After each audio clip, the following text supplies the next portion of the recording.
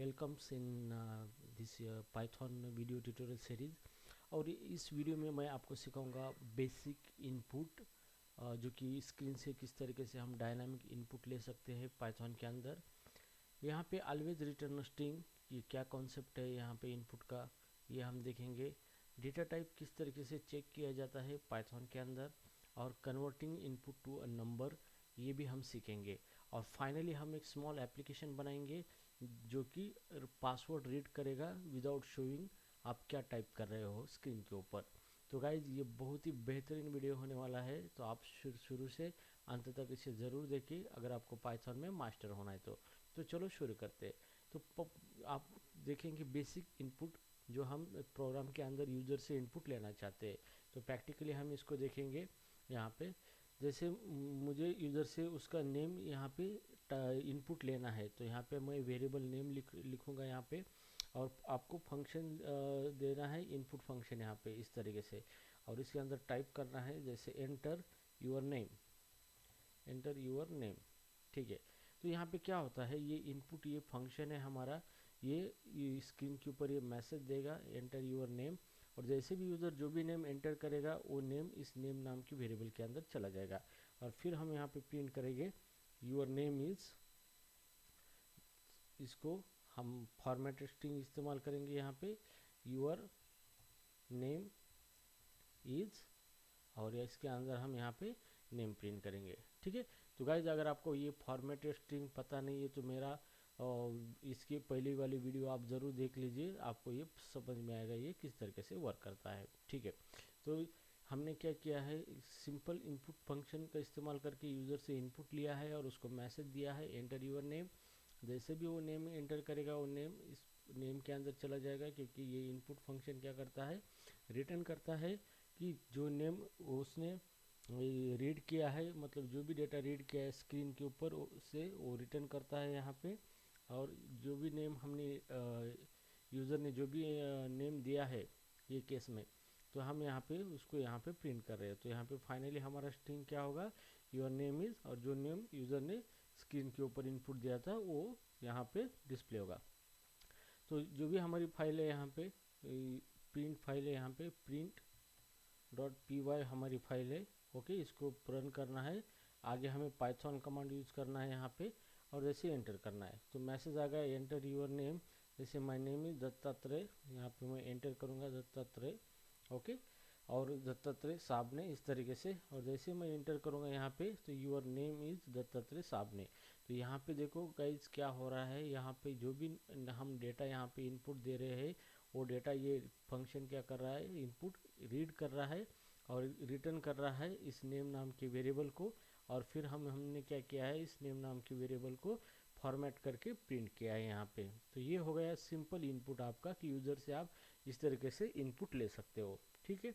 तो यहाँ पे ये जो हमारा पहला पॉइंट था, यहाँ पे आपको समझ में आ चुका है कि यूज़र से बेसिक इनपुट किस तरीके से लेना है। यहाँ पे जैसे कि मैंने नेम लिया है, मुझे एज लिया है लेना है, तो मैं यहाँ पे फिर मैसेज दे दूँगा input enter your age, enter your age, okay, इस तरीके से। और यहाँ पे ऊपर भी मैं थोड़ा सा स्पेस दे के कोलन दे दूंगा यहाँ पे। और एज नाम की वेरिएबल के अंदर यूर नेम इज़, यहाँ पे नेम एंड एज इज़, और यहाँ पे मैं यहाँ पे एज वेरिएबल को क्या करूँगा, प्रिंट करूँगा, ये जो मेरा एज वेरिएबल है, ओके। तो गाइज बहुत ही सिंपल है ये चीज़ें आपको पाइथन के अंदर प्रोग्राम करने के लिए, और ये बहुत ही बेसिक चीज़ें हैं, और ये बेसिक चीज़ें आपको आनी चाहिए। अगर आपको बेसिक पता नहीं है तो आप अच्छी तरीके से प्रोग्रामिंग नहीं कर सकते पाइथन के अंदर, ठीक है। तो चलो इस प्रोग्राम को रन करते हैं हम। रन करने से पहले आपको इसको सेव करना है, कंट्रोल-S बटन प्रेस करके, और इसको रन करेंगे इस प्रोग्राम को। तो यहाँ पे एंटर यूर नेम, जैसे मैं एंटर करता हूँ my name is Dattatreya, Dattatreya साहब ने, ओके, एंटर कर दिया, एंटर इज एज, तो एज यहाँ पे मैंने दे दिया 80 यहाँ पे, ठीक है। और जैसे मैं एंटर करूँगा यहाँ पे तो यूर नेम इज दत्तात्रेय साहब ने एंड एज इज 80।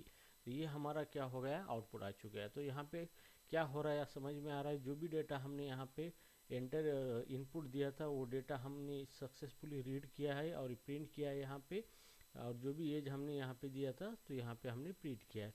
इस तरीके से आप टर्मिनल पे जो भी डेटा है, टर्मिनल मतलब ये जो स्क्रीन दिख रही है आप पे, इसके ऊपर से डेटा आप रीड कर सकते हो पाइथन के अंदर, और डायनामिक यूज़र का इनपुट लेके आप क्या कर सकते हो, ऑपरेशन कर सकते हो आपके डेटा के ऊपर। ठीक है, तो गाइज ये जो हमारा पहला पॉइंट है, ये पॉइंट अभी सब समझ में आया है आपके। और नाउ सेकंड पॉइंट है ऑलवेज रिटर्न स्ट्रिंग। तो इसका मतलब ये है कि ये जो इनपुट फंक्शन है ये ऑलवेज क्या करता है, हमारा डेटा टेक्स्ट के फॉर्मेट में लेता है। ठीक है, हमारे जो भी डेटा वो स्क्रीन से रीड करता है वो डेटा टेक्स्ट के फॉर्मेट में आता है। जैसे कि मान लो मैं इस यहाँ पे लिखूँगा, जैसे कि मुझे हाइट रीड करनी है। ठीक है, तो हाइट रीड करनी है तो इनपुट यहाँ पे मैं फंक्शन यूज करूँगा, और यहाँ पे मैसेज दे देंगे हम enter your height. Okay, enter your height. Okay, अब हाइट का जो भी हम हाइट एंटर करेंगे वो डेटा तो हमारा न्यूमेरिकल होगा, वो डेटा तो हमारा टेक्स्ट में नहीं होगा। लेकिन जो भी हाइट हम यहाँ पे एंटर करेंगे तो ऑलवेज ये इनपुट फंक्शन क्या करेगा, चाहे आपने न्यूमेरिकल डेटा भी एंटर किया है तो वो ऑलवेज टेक्स्ट के फॉर्मेट में यानी स्ट्रिंग के फॉर्मेट में डेटा को रिटर्न करेगा। इसका मतलब ये है कि आप कोई भी डेटा इनपुट फंक्शन से रीड कीजिए स्क्रीन के ऊपर से, आपको आउटपुट में स्ट्रिंग डेटा ही मिलेगा हमारे प्रोग्राम के अंदर। ओके, तो इसलिए मैंने यहाँ पे कहा था कि ऑलवेज रिटर्न स्ट्रिंग, मतलब यहाँ पे जो जो इनपुट फंक्शन है ये ऑलवेज स्ट्रिंग डेटा रिटर्न करता है। चाहे आप ये स्क्रीन के ऊपर कोई भी न्यूमेरिक डेटा रीड कर लो, ये ऑलवेज क्या करेगा, स्ट्रिंग डेटा ही रीड कर हमें आउटपुट देगा। ठीक है, अब यहाँ पे जो हाइट है यहाँ पे, अब मैं यहाँ पे प्रिंट करता हूँ जो भी हाइट यहाँ पे प्रिंट हाइट। ओके, मैंने हाइट यहाँ पे प्रिंट कर दी। अब जैसे कि मैं इस प्रोग्राम को रन करता हूँ, यहाँ पे देख लो, मैं इसको CLS करके क्लियर कर देता हूँ और फिर से प्रोग्राम, तो यहाँ पे आया है एंटर योर हाइट। अब मेरी हाइट मैंने यहाँ पे 50 दे दी यहाँ पे। ठीक है, तो 50 यहाँ पे मैंने नंबर दिया, इसका मतलब ये 50 नंबर नहीं चला जाएगा इसके अंदर इस तरीके से चला जाएगा 50, इस तरीके से। तो ऑलवेज हमारा डेटा क्या चला जाएगा, टेक्स्ट के फॉर्म में चला जाएगा, स्ट्रिंग के फॉर्म में इनपुट हमें मिल जाएगा यहाँ पे। ठीक है, तो अगर हमें इस डेटा के ऊपर एज अ नंबर कंसिडर करके हम ऑपरेशन करेंगे तो हमें एरर आ सकता है, इनवैलिड हमारा आउटपुट आ सकता है। तो हमें इसको केयरफुली डेटा कन्वर्जन करना होगा, जो मैं आगे आपको बताऊंगा किस तरीके से। ठीक है, तो जब से मैंने यहाँ पे 50 डेटा दिया है, यहाँ पे ये 50 मुझे स्ट्रिंग के फॉर्मेट में मिलेगा और हाइट नाम के वेरिएबल के अंदर मेरा चला जाएगा डेटा। और फिर हम क्या करेंगे, यहाँ पे एंटर करने के बाद मेरा हाइट यहाँ पे प्रिंट होगा यहाँ पे। ठीक है, तो इस तरीके से ये जो हमारा इनपुट फंक्शन है ऑलवेज क्या करता है, रिटर्न स्ट्रिंग डेटा करता है। अगर आप नंबर डेटा भी स्क्रीन के ऊपर एंटर करते हो फिर भी वो क्या करता है, स्ट्रिंग डेटा ही हमें क्या करता है, स्ट्रिंग फॉर्मेट में डेटा ऑलवेज देता है। ठीक है, अभी मुझे मान लो मुझे एक नंबर का स्क्वायर बनाना है। ठीक है, तो मान लो कि जैसे हम यहाँ पे नंबर लेंगे, एक नंबर वेरिएबल लेंगे यहाँ पे। ठीक है, और हम यहाँ पे एंटर एनी नंबर इस तरीके से मैसेज देंगे, एनी नंबर। ठीक है, एंटर एनी नंबर, और यहाँ पे जो मेरी हाइट की जगह पे मैं क्या करूँगा, नंबर इंटू नंबर कर दूँगा, नंबर इंटू नंबर। ठीक है, और इसको हम रन कर देंगे इस तरीके से। तो एंटर एनी नंबर मैंने 2 कर दिया यहाँ पे, तो आउटपुट में यहाँ पे क्या आया है, एरर आ चुका है यहाँ पे। ठीक है, अब एरर क्या बोलता है कि can't multiply sequence bye non int of type string. इसका मतलब ये है कि आप स्ट्रिंग डेटा को स्ट्रिंग से मल्टीप्लाई नहीं कर सकते आप, क्योंकि यहाँ पे मैंने इनपुट दिया है 2, लेकिन ये इनपुट एज अ स्ट्रिंग चला जा रहा है हमारे प्रोग्राम के अंदर, मतलब नंबर वेरिएबल के अंदर। और यहाँ पे जो नंबर इंटू नंबर किया है हमने, तो ये एक्चुअली नंबर नहीं जा रहा है 2, ये स्ट्रिंग नंबर में कन्वर्ट होके स्ट्रिंग में कन्वर्ट होके जा रहा है इस फॉर्मेट में। तो इसकी वजह से यहाँ पे एरर आया है, क्योंकि ये टेक्स्ट डेटा कंसिडर हो रहा है और टेक्स्ट के ऊपर हम मल्टीप्लाई, एडिशन, सब्ट्रैक्शन ऑपरेशन नहीं कर सकते। तो इसके लिए हमें करना क्या है, तो इसके लिए हमें क्या करना है, इसके लिए डेटा कन्वर्टिंग इनपुट नंबर, जो भी डेटा है हमको इसको कन्वर्टिंग करना है। जैसे यहाँ पे converting input to a number, तो हमें जो भी डेटा मिल रहा है स्क्रीन के ऊपर उसको नंबर में कन्वर्ट करना है। तो ये कन्वर्ट करने से पहले हम देखेंगे डेटा टाइप चेक। तो डेटा टाइप हम किस तरीके से चेक कर सकते हैं यहाँ पे। अब एंटर एनी नंबर मैंने यहाँ पे दिया है स्पेस देके, ठीक है, इस तरीके से। तो यहाँ पे नंबर में मुझे किस टाइप का डेटा आ रहा है मुझे चेक करना है। तो यहाँ पे फंक्शन है टाइप, टाइप फंक्शन है, इसको ऑपरेटर कहा जाता है, और उसको हम क्या करेंगे, नंबर पास कर देंगे। ये टाइप ऑपरेटर है, और ये क्या करेगा, नंबर के अंदर जिस किस टाइप का डेटा आ रहा है उसका डेटा टाइप हमें प्रिंट करके दे देगा, ठीक है। तो चलो अभी इसको क्या करते हैं, रन करते हैं। जैसे CLS कमांड से क्लियर करेंगे इसको और रन करेंगे। तो एंटर एनी नंबर जैसे मैंने कर दिया 5, ठीक है। और जैसे एंटर करता हूँ तो क्लास स्ट्रिंग मतलब यहाँ पे STR आया है, मतलब 5 जो है वो रीड कर रहा है किस फॉर्म में, स्ट्रिंग के फॉर्म में यहाँ पे रीड कर रहा है। मतलब हमारे प्रोग्राम को डेटा स्ट्रिंग के फॉर्मेट में जा रहा है। तो अभी हमें पता चला कि कोई भी डेटा अगर हम रीड करते हैं स्क्रीन के ऊपर से तो वो ऑलवेज स्ट्रिंग के फॉर्मेट में रीड होता है इनपुट फंक्शन के द्वारा। तो अभी हमें यहाँ पे पता चला कि जो भी डेटा हम दे देंगे वो स्ट्रिंग के फॉर्मेट में जा रहा है, तो हम क्या करेंगे, उसको नंबर फॉर्मेट में कन्वर्ट करेंगे। तो अभी हमारा जो नेक्स्ट पॉइंट है converting input into the number, ठीक है। अभी मुझे क्या करना है, जो भी नंबर यूज़र एंटर करेगा उसका स्क्वायर क्या करना है, प्रिंट करना है, ठीक है। तो सबसे पहले हम नंबर को रीड करेंगे, यहाँ से यूज़र रीड करेंगे, यूज़र को मैसेज देंगे एंटर एनी नंबर, जो हमने अभी किया है इस तरीके से। और यूज़र जो भी नंबर देगा उसको हम पहले नंबर में कन्वर्ट करेंगे, क्योंकि ये स्ट्रिंग फॉर्मेट में जा रहा है। तो यहाँ पे हम इसको कन्वर्ट करेंगे नम इज इक्वल टू, और यहाँ पे इंट नाम का फंक्शन है हम इस्तेमाल करेंगे इस तरीके से, और इसको पास करेंगे नंबर, ठीक है, नंबर, ओके। अभी हमने क्या किया है, ये जो नंबर के अंदर डेटा हमारा जा रहा है, जैसे मैंने 5 एंटर किया है तो 5 नंबर के अंदर चला जाएगा स्ट्रिंग फॉर्मेट में। फिर हमने इंट फंक्शन का इस्तेमाल करके उसको ये 5 पास किया है, नंबर वेरिएबल पास किया है उसको। तो ये क्या करेगा, इसको कन्वर्ट करेगा नंबर के अंदर, नंबर फॉर्मेट में। अब नम के अंदर क्या चलेगा, 5 नंबर चला जाएगा हमारा, इंटीजर नंबर, ओके।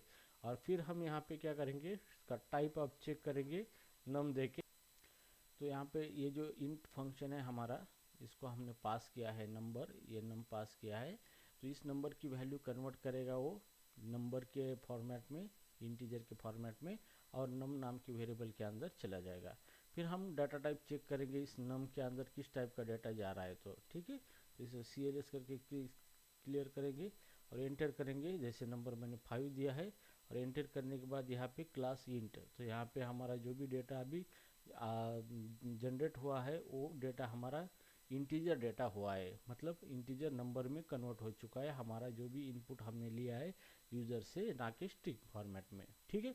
तो ये यहाँ पे इंटीजर में नंबर हमारा कन्वर्ट हो चुका है। अब हम क्या करेंगे, इसका स्क्वायर निकालेंगे। तो स्क्वायर कैसे निकालेंगे, जो भी नम के अंदर नंबर हमने कन्वर्ट किया है, नम इंटू नम, उसी नंबर को उसी नंबर से मल्टीप्लाई करेंगे यहाँ पे, तो हमारा स्क्वायर जनरेट होगा, ठीक है। और रन करने के बाद जैसे मैं यहाँ पे एंटर एनी नंबर में 5 दे दूंगा और एंटर कर दूंगा, तो यहाँ पे 5 का स्क्वायर 25 यहाँ पे चला आ जाएगा।